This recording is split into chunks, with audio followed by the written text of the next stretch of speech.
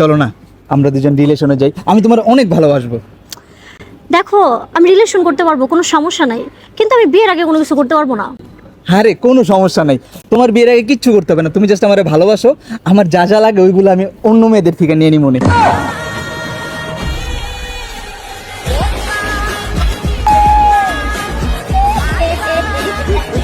দেখো তোমার যদি আমার আর হইতেছে না, আর তোমার সাথে আমার রিলেশন রাখাও সম্ভব না। এই রিলেশন রাখা থেকে না রাখা অনেক ভালো। তোমার সাথে আমার ব্রেকআপ। কি তুই আমার লগে ব্রেকআপ করতেছস?